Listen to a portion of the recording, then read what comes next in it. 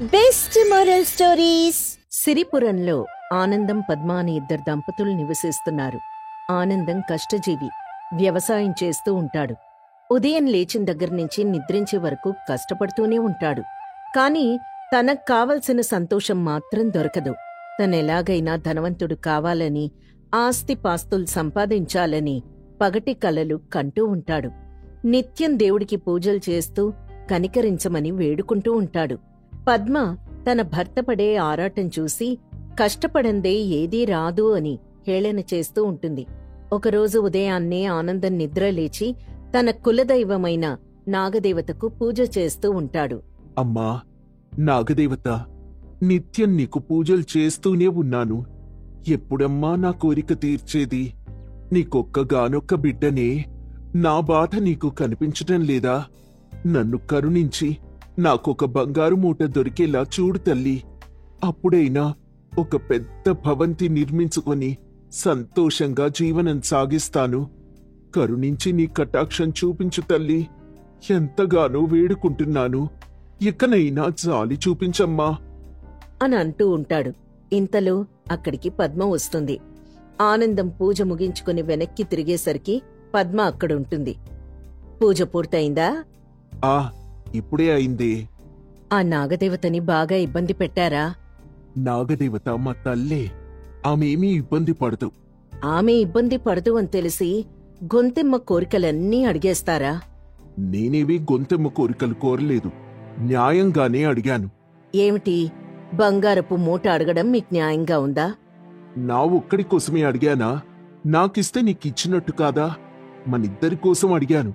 ఇలా దేవుడి దగ్గర మొరపెట్టుకునే బదులు కొంచెం కష్టపడి పనిచేస్తే సంపాదించుకోవచ్చు. కష్టపడకుండా వచ్చింది ఏదీ కూడా నిలబడదు. అది తెలుసుకొని మీరు నడుచుకుంటే మంచిది. నేను చిన్నప్పటినుంచి కష్టపడుతూనే ఉన్నాను. కానీ నేననుకున్నదేదీ సంపాదించుకోలేకపోయాను. ఆ దేవత అనుగ్రహం ఉంటే అయినా నేను సాధించగలనేమో అని నా ఆశ. మీది ఆశ కాదండి, అత్యాశ. పగటి కళ్ళు కండం మానేసి ముందు వెళ్లి పని చూడండి అనేసరికి ఆనందం చిరాగ్గా పొలానికి బయలుదేరతాడు. వెళ్తూ ఉండగా దారిలో కొంచెం దూరంగా ఏదో మెరుస్తూ ఒక వస్తువు కనిపిస్తుంది. దాన్ని చూడగానే ఆనందం ఇలా అనుకుంటాడు. అక్కడ ఏదో మెరుస్తూ కనిపిస్తోంది. ఒకవేళ నాగదేవత కరుణించి నాకు బంగారుపు మూట దారిలో కనిపించేలా చేసిందేమో. తల్లి, నీకు నమస్కారమమ్మా, నా కోరిక తీర్చేశావా అని అనుకుంటూ పరిగెత్తుకుని అక్కడికి వెళ్తాడు. తీరా చూస్తే అక్కడ పగిలిన గాజు ముక్కలు సూర్యుని కాంతికి మెరుస్తూ కనిపిస్తాయి. తల్లి, నువ్వు నా కోరిక తీర్చలేదా? ఎంతో ఆనందపడ్డాను. ఆనందం అనేది నా పేర్లో తప్ప నా జీవితంలో ఉండదా అనుకుంటూ నడుచుకుంటూ పొలానికి వెళ్తాడు. పొలంలో నాగల్తో దున్నుతూ ఆనందం మనసులో ఇలా అనుకుంటాడు. నేనిలా పొలం దున్నుతూ ఉండగా ఆకాశం నుంచి ఒక బంగారు మూట వచ్చి నా నెత్తిమీద పడాలి. అప్పుడు భలే ఉంటుంది. దెబ్బకి నా బాధలన్నీ తీరిపోతాయి. అమ్మో వద్దులే, ఆకాశం నుంచి బంగారు మూట నెత్తిమీద పడితే దెబ్బకు నేను చస్తాను. ఆకాశం నుంచి వద్దుగాని ఇలా పొలం దున్నుతూ ఉంటే బంగారు మూట పొలంలో నుంచి బయటికి రావాలి అని తనలో తాననుకుంటూ పొలం దున్నుతూ ఉండగా తననెవరో పిలిచినట్టు అనిపిస్తుంది. చుట్టుపక్కల చూస్తాడు. ఎవరూ కనిపించరు. మళ్లీ పొలం దున్నుతూ ఉండగా ఆనందం, ఒకసారి ఇది చూడు అని వినిపిస్తుంది. ఆనందం అటు ఇటు పరిశీలించి చూడగా పొలంలో ఒక నాగుపాము కనిపిస్తుంది. భయపడి పారిపోదాం అనుకునేసరికి పాము తనని పిలుస్తుంది. ఆనందం, భయపడకు, నేను నీ కులదైవమైన నాగదేవతను. ఆనందం వెనక్కి తిరిగి చూస్తాడు. నువ్వు మా కులదైవానివా? అవును ఆనందం, నువ్వు ప్రతిరోజు నాకు పూజలు చేసి కరుణించు తల్లి, కరుణించు తల్లి అని అంటున్నావు కదా, అందుకే ఈ రోజు నిన్ను కరుణిద్దామని వచ్చాను. నిజమా తల్లి? ఇది కల కాదుగా? నన్ను నిజంగానే కరుణిద్దామని వచ్చావా? అవును ఆనందం, నేటితో నీ బాధలు తీరిపోవాలని నీకు వరమివ్వడానికి వచ్చాను. అవునా తల్లి? సమయానికి నా భార్య కూడా నా దగ్గర లేదు. ఈ విషయం ఎవరికైనా చెప్పినా ఎవ్వరూ నమ్మరు. నాకేం వరమిద్దామనుకుంటున్నావు తల్లి? నువ్వు నాకు ప్రియ పుత్రుడివి కనుక నీకు 3 వరాలు ప్రసాదిస్తున్నాను. నీకేమి కావాలన్నా మనసులో కోరుకో, అది వెంటనే నెరవేరుతుంది. బాగా ఆలోచించి నిర్ణయం తీసుకో. అవసరమైతే నీ భార్య సలహా కూడా తీసుకో. నేను మళ్ళీ నీకు కనిపించను, వరాలు ఇవ్వను. జాగ్రత్తగా ఈ వరాలని వాడుకో అని చెప్పి పాము మాయమైపోతుంది. ఆనందం పట్టలేక ఇంటికి పరిగెడతాడు. పరిగెడుతున్న ఆనందాన్ని పక్కనున్న రైతు చూసి, ఆనందం, ఏంటంత కంగారుగా పరిగెడుతున్నావు? నాకు అదృష్టం పట్టబోతోంది. ఇప్పుడు మీకు చెప్పినా అర్థం కాదు, తర్వాతే మీకు అర్థమవుతుంది. ఇప్పుడు నన్ను ఆపొద్దు, వెళ్ళనివ్వండి. ఆనందం మొత్తం నీ ముఖంలోనే ఉందిగా. అవును, ఇక మీదట నా పేరులోనే కాదు, నా జీవితంలో కూడా ఆనందం ఉంటుంది అనుకుంటూ ఇంటికి పరిగెడతాడు. ఇంట్లో పద్మ పనిచేసుకుంటూ ఉండగా ఆనందం ఆయాసపడుతూ ఇంటికొస్తాడు. పద్మ అతన్ని చూసి, ఏవండి, ఏమైంది? ఎందుకంతలా ఆయాసపడుతూ పరిగెత్తుకొస్తున్నారు? ఆయాసపడుతూ ఆనందం ఇలా చెప్పాడు. పాము, వరం, బంగారం. ఓయ్, నీకే చెప్పేది. బంగారం. ముందు ఆయాసం తీర్చుకోండి. కంగారులో మీరేం చెప్తున్నారో నాకు అర్థం కావడం లేదు. ఆనందం ఆయాసం తగ్గిన తర్వాత, నేను పొలం దున్నుతూ ఉండగా నన్నెవరో పిలిచినట్టు అనిపించింది. నేను వెనక్కి తిరిగి చూసేసరికి ఒక పాము నన్ను పిలుస్తోంది. ఏమిటి, పాము మిమ్మల్ని పిలిచిందా? అయినా పాము మాట్లాడ్డమేంటండి? నేను అలానే అనుకున్నానే, కాని ఆ పామెవరో కాదు, సాక్షాత్తు నేను ప్రతిరోజు పూజించే నాగదేవత. నన్ను కరుణించడానికి నా దగ్గరకొచ్చింది. ఆహా, తర్వాత ఏం జరిగింది? నా బాధలు చూడలేక నాగమ్మ నేను బాగుపడటానికి 3 వరాలిచ్చింది. వాటిని జాగ్రత్తగా వాడుకోమని చెప్పింది. మరి మీరేం కోరుకున్నారు అనేసరికి ఆనందానికి దగ్గొస్తుంది. దగ్గుతూ ఉండగా పద్మ పరిగెత్తుకెళ్లి నీళ్లు తీసుకొచ్చి ఇస్తుంది. తను నీళ్లు తాగి, నేను ఉదయం నుంచి ఏమీ తినలేదు కదా, అందుకే ఆకలితో కడుపు నొప్పొస్తోంది. ఏం కావాలి మీకు? చెప్పండి, చేసి పెడతానుగా. నువ్వు చేసేవన్నీ అంతంత మాత్రంగానే ఉంటాయి. నాకెందుకో కమ్మని బొబ్బట్లు తినాలనిపిస్తోంది. అవి దొరికితే బావుండు అనేసరికి ఆనందానికిచ్చిన 3 వరాల్లో 1 వరం ఖర్చైపోయి ఆనందం చేతిలోకి బొబ్బట్లు వచ్చి పడతాయి. అది చూసిన పద్మ ఆశ్చర్యపోతూ, అయ్యో దేవుడా, ఏవండి, మీకు నాగదేవత వరాలిచ్చిన సంగతి మర్చిపోయి బొబ్బట్లు కోరుకున్నారు. చూడండి, అనవసరంగా 1 వరం వృధా అయిపోయింది. బొబ్బట్ల కోసం వరాలు వృధా చేసేవాళ్లని మిమ్మల్నే చూస్తున్నాను. ఆకలితో వరాల సంగతి మర్చిపోయి అనవసరంగా బొబ్బట్లు కోరుకున్నానే, నా వరాల్లో 1 వ్యర్థమైపోయింది. నిత్యం పగటి కళ్ళు కంటూ ఉంటారుగా, అదేదో ఇలాంటప్పుడు చేస్తే బావుంటుంది కదా. కనీసం మీ కలలన్నా నిజమవుతాయి. వాటిని మానేసి బొబ్బట్లు కోరుకుంటారా? అలా నన్ను ఆడిపోసుకోకే, ఏదో కంగారులో అలా అనేశాను. చేసిందంతా మీరు చేసి మళ్ళీ నేను మిమ్మల్ని ఆడిపోసుకుంటున్నాను అంటున్నారా? కొంచెమైనా బుద్ధుందా? చేతికొచ్చిన అవకాశాన్ని సద్వినియోగం చేసుకోకుండా ఇలా మొత్తం నాశనం చేసేసి పైగా నన్నే అంటారా అని పద్మ ఆనందాన్ని తిడుతుంది. తిట్టింది చాలేవే, నీ నోటికొచ్చినట్టు తిడుతున్నావు. నీ ముఖం మండా. ఆనందం కోపంతో పద్మని నీ ముఖం మండా అనేస్తాడు. అలా అనేసరికి 2వ వరం ఖర్చైపోయి పద్మ ముఖం మండిపోతూ ఉంటుంది. అయ్యో అయ్యో అయ్యో, నా ముఖం మండిపోతుందండి. వరాలు కోరుకోరా మగడా అంటే ఇలా చేశారేంటండి? నా ముఖం మండిపోతోంది, తట్టుకోలేకపోతున్నాను. ముందు మీకున్న ఆ 3వ వరంతో నా మంట తగ్గాలని కోరుకోండి, లేకపోతే ఇలా మండి మండి నేను చచ్చిపోయేలా ఉన్నాను. అయ్యయ్యో, కంగారులో అనేసానే, ఇప్పుడెలా? ఉన్న 1 వరాన్ని నీ మంట తగ్గించడానికి ఉపయోగిస్తే వరాలు మొత్తం అయిపోగా మన కోరికలు మిగిలిపోతాయి. అవెలా తీరుతాయి? ఈ 1 వరమైనా మన అవసరాలకు తగ్గట్టుగా కోరుకుంటానే. ఇక్కడ నాకు ముఖం మండిపోతూ ఉంటే మీరు వరాల గురించి ఆలోచిస్తున్నారా? నేను చచ్చిపోతే వరం వల్ల వచ్చిన సంపదను ఏం చేసుకుంటారు?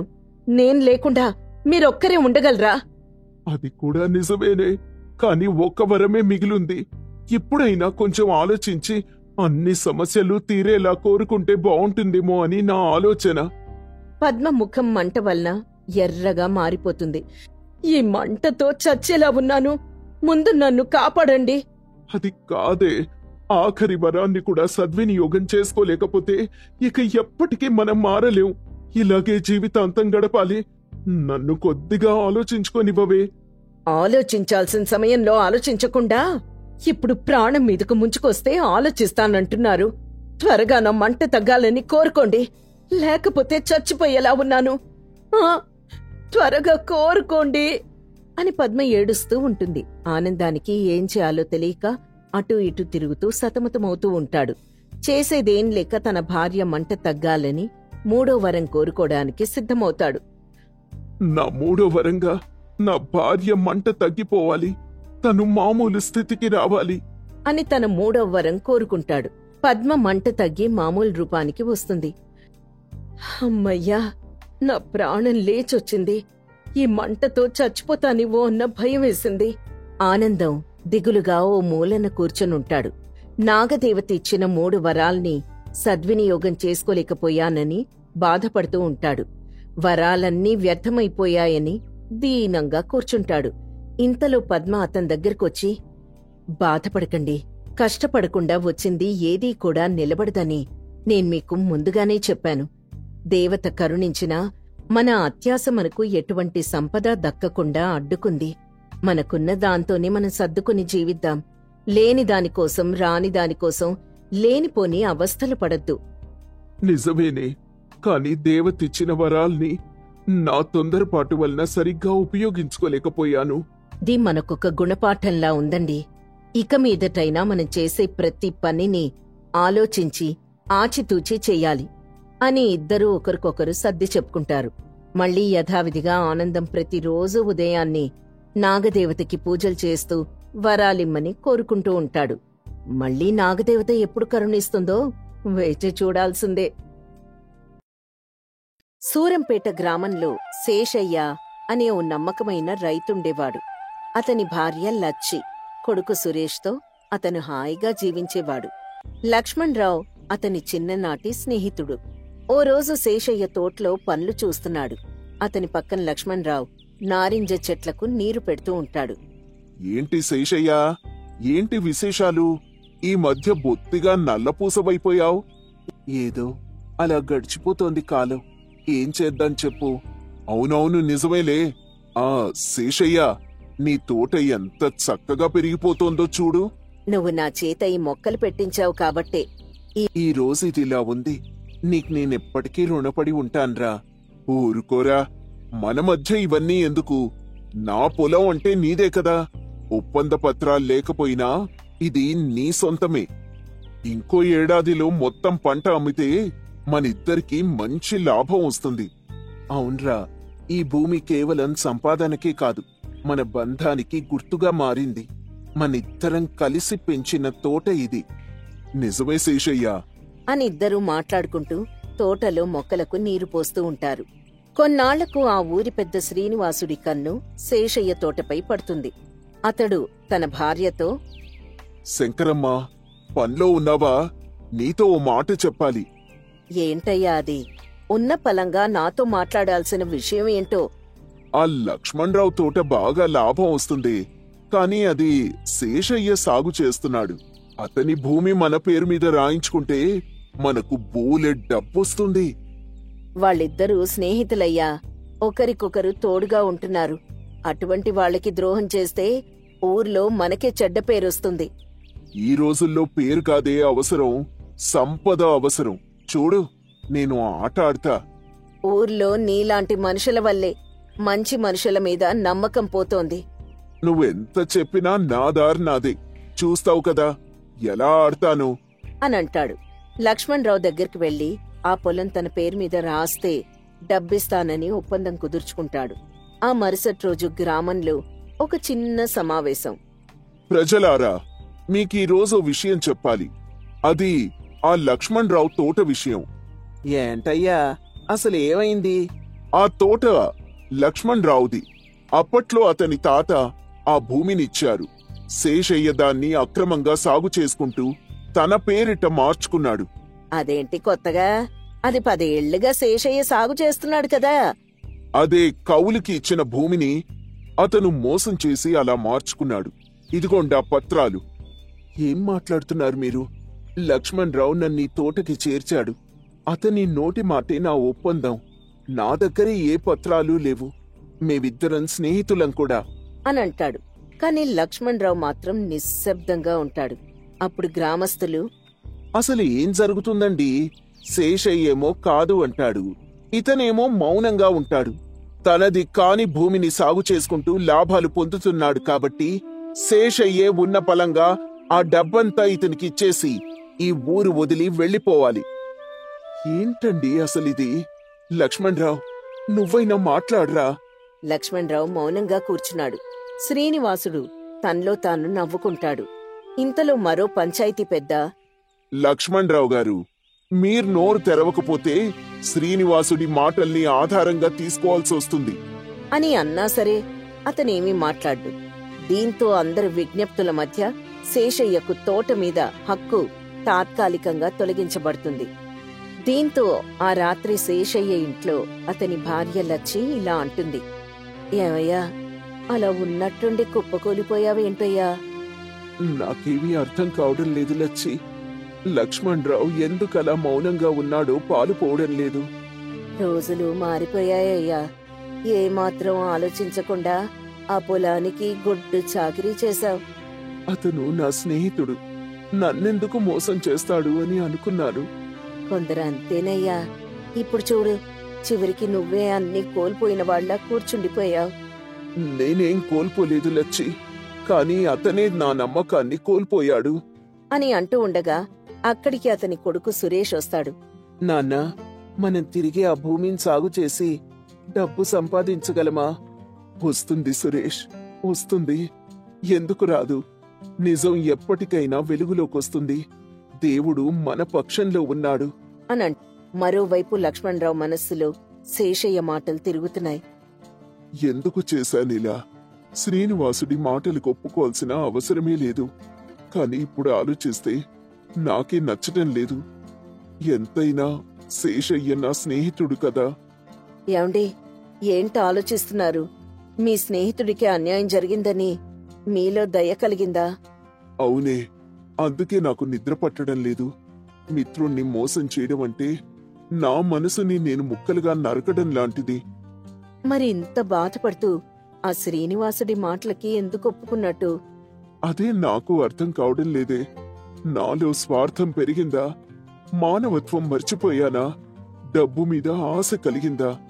అది మీ మనసుకే తెలియాలి అని అంటుంది అతని భార్య. రోజులు గడుస్తాయి. లక్ష్మణరావు శ్రీనివాసుడి దగ్గరికి వెళ్తాడు. శ్రీనివాసుడు గారు, నేను తప్పు చేశానండి. ఆ రోజు మౌనంగా ఉండాల్సింది కాదు. నువ్వేమీ చేయలేదు. నువ్విదే కొనసాగించావనుకో, ఆ శేషయ్య వెళ్ళిపోతాడు. అప్పుడు నీ భూమి నా పేరు మీదకు మారిస్తే నీకెక్కువ లాభం ఇస్తాను. అయ్యా, ఇది చాలా అన్యాయం అయ్యా. నోరు మూసుకొని ఇక్కడి నుంచి వెళ్ళిపో, లేదంటే నీ మీద చెడు ప్రచారం చేస్తాను అని అనడంతో లక్ష్మణరావు బాధగా వెళ్ళిపోతాడు. ఆ రోజు రాత్రి అతనింట్లో అతని భార్య నీళ్లు తీసుకొని అతని దగ్గరకొస్తుంది. మీ ముఖాన్ని చూస్తే స్పష్టంగా తెలుస్తోంది, మీరింకా పంచాయతీ మాటలు మర్చిపోలేకపోతున్నారని. నిజమేనే, శేషయ్య నా మీద పెట్టుకున్న నమ్మకాన్ని కోల్పోయాను. వాణ్ణి నమ్మించి నేను వెన్నుపోటు పొడిచాను. అదైతే నిజమండి. శేషయ్య లాంటి మనిషిని మీరు మోసం చేయడం అంటే మీ మనసే మిమ్మల్ని శిక్షిస్తుంది. ఇది మీరే సరిచేయాలి. కాని ఎలా? నాతో పాటు అతని జీవితాన్ని కూడా పాడు చేశాను. ఇప్పుడు తిరిగి వాడి నమ్మకాన్ని ఎలా గెలుచుకోవాలి? నిజం ముందు ఎవ్వరూ నిలబడలేరు. మీరు ధైర్యంగా నిలబడి తప్పు ఒప్పుకుంటే శేషయ్య మనసు చెలించక మానదు. నేను నిజం చెప్పకపోతే ఆ తోట శ్రీనివాసుడు కబ్జా చేసేస్తాడు. కాని ఇప్పుడు నిజం చెప్తే అతను ప్రతీకారం తీర్చుకుంటాడేమో అని భయంగా ఉంది. మీరు నిజం చెప్తే పాపం తగ్గుతుందండి. మీ కొడుకు మీ ఇంటి పేరు బాగుండాలి అంటే మీరు శేషయ్య ముందు నిజం ఒప్పుకోవాల్సిందే. వారం రోజులు గడుస్తాయి. గ్రామంలో మళ్లీ పంచాయతీ సమావేశం ఏర్పాటు చేస్తారు. గ్రామ పెద్దలు, ప్రజలందరూ ఉన్నారు. అప్పుడు గ్రామ పెద్దల్లో ఒకరు, ఈ రోజు మళ్ళీ మనం తోట వ్యవహారం గురించి మాట్లాడాలి. శేషయ్య తన హక్కు కోల్పోయినప్పటినుంచి తోట వెలవెలబోయింది. నేను మాట్లాడాలండి. నేను నా మిత్రుణ్ణి మోసం చేశాను. అసలు నిజమేంటో ఇప్పుడే అందరికీ చెప్తాను. ఏంటి లక్ష్మణరావు, ఏం చెప్తున్నావు? అవునండి, శ్రీనివాసుడు చెప్పింది అబద్ధం. ఆ భూమిని శేషయ్య ఎంతో ప్రేమతో పెంచాడు. నేను పంచుకున్న భూమినే అతనికిచ్చాను. దానిమీద హక్కు పూర్తిగా అతందే. ఏంటిది? ఇన్ని రోజులు మౌనంగా ఉండి ఇప్పుడు ఇలా మాట్లాడుతున్నావా? ఇది సరైన సమయమేనా? ఈ శ్రీనివాసుడు నాకు డబ్బాస చూపి ఇలా చెప్పించాడండి. శేషయ్య, నన్ను క్షమించరా. లక్ష్మణ, నువ్వు నిజం ఒప్పుకున్నావురా అంటే అదే నా గెలుపు. తోటలాంటిదే మన బంధం కూడా. కొన్నిసార్లు కొన్ని కొమ్మలు కత్తిరించినా సరే మళ్ళీ చిగురిస్తుంది. నువ్వు నా మిత్రుడివే కాని ఈసారి మన స్నేహానికి మచ్చరాదని నేను భావించవచ్చా? తప్పకుండారా అని లక్ష్మణరావు అండంతో పంచాయతీ పెద్దలు తోటపై హక్కుని తిరిగి శేషయ్యకు అప్పగిస్తారు. శ్రీనివాసుడు ఓటమిని అంగీకరించలేక అక్కడి నుంచి వెళ్ళిపోతాడు. అందరూ తిరిగి తోటలోకి వెళ్తారు. లక్ష్మణ, నీ వల్లేరా ఈ తోట మళ్ళీ నాకొచ్చింది. కాని నువ్వు చేసిన అన్యాయాన్ని నేనెప్పటికీ మర్చిపోలేను లక్ష్మణ. తెలుసురా, నీ నమ్మకాన్ని నేను పోగొట్టుకున్నాను. ఇప్పుడు నన్ను క్షమించినా నీ మనసు మునుపట్లా ఉండదని నాకు తెలుసు. నా నమ్మకం గెలిచింది కాని ఆ మనసు ఓడిపోయిందిరా. నాకు నువ్వు వెన్నుపోటు పొడిచావంటే నమ్మకం కలగడం లేదు. నువ్వు మౌనంగా ఉండటం వల్లే నేను ప్రజల ముందు అవమానపడ్డాను. నన్ను క్షమించరా అనడం తప్ప నేనింకేం చెయ్యలేను శేషయ్య. సరే పోనీలే, నిజం చెప్పి నువ్వు మళ్ళీ మిత్రుడిగా దగ్గరయ్యావు. కాని ఆ మత్స మాత్రం పోదు. నువ్వు చెప్పిందే నిజం. నమ్మకాన్ని చంపడం వెన్నుపోట్లాంటిదే. నువ్వు నన్ను క్షమించావు గాని నన్ను నేనింకా క్షమించుకోలేకపోతున్నాన్రా. ప్రతిరోజు ఈ తోట చూసినప్పుడల్లా నీ మీద నా మౌనం వేసిన నింద గుర్తుకొస్తుంది. నీ నిజాయితీకి గౌరవం ఇచ్చాను. కాని మునుపట్లా నువ్వు ఉండకుండా మారిపోతే అదే చాలు. ఇది మర్చిపోవడానికి నాకు కొంచెం సమయం పడుతుందేమో. నాకర్థమైందిరా. కాని ఇక నేను నువ్వు చెప్పినట్టే వింటాను అని అంటాడు లక్ష్మణరావు. ఇక అప్పటినుంచి ఇద్దరూ హాయిగా ఉంటారు. స్నేహితుడు చేసిన వెన్నుపోటు గాయం ఎప్పటికీ మర్చిపోలేము. అలా అని ఆ వ్యక్తికి ఇంకొక అవకాశం ఇవ్వకుండా కూడా ఉండలేదు.